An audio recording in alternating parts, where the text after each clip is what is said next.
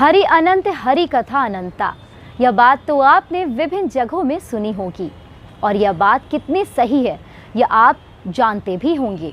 लेकिन आज जो हम आपको खबर बताएंगे उसके बाद आपका भी यही कहना होगा कि भैया भगवान की कथा इतनी अनंत है कि जितनी भी बार उनकी बात करें वह कभी भी समाप्त नहीं हो सकती।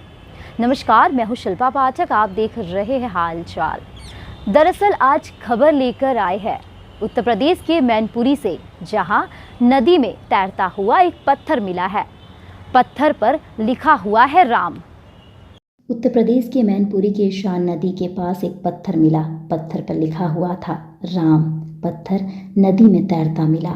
यह वही पत्थर माना जा रहा है जो पत्थर रामायण के समय नल और नील ने इस्तेमाल किया था।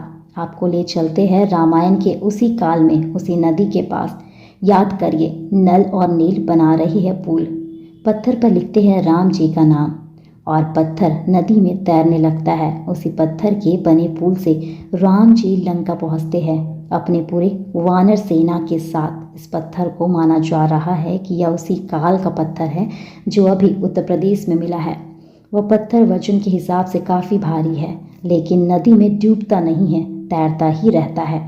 और यह सब प्रभु की लीला बताई जा रही है। कहा जा रहा है कि प्रभु की लीला जब तक रहेगी तब तक जिस चीज़ पर भी राम नाम लिख दिया जाएगा वह हर कार्य बन जाएगा।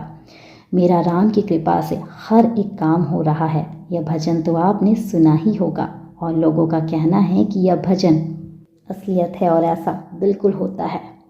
पत्थर का वजन 5 किलो 700 ग्राम है। पत्थर मिलने के बाद से इलाके में कौतूहल बना हुआ है। कुछ लोग कह रहे हैं कि भगवान राम और रावण के युद्ध के समय का पत्थर है। कुछ लोगों ने इस पत्थर को कहा कि मंदिर में रख दिया जाए और पत्थर की पूजा अर्चना हो सके।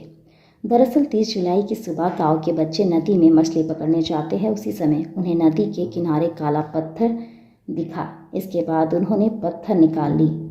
बच्चों ने पत्थर को नज़दीक से देखा तो उस पर वही 3 द्रव्य अक्षर लिखे हुए थे, जिन 3 अक्षरों के चलते वह पत्थर से पुल लंका तक बना था।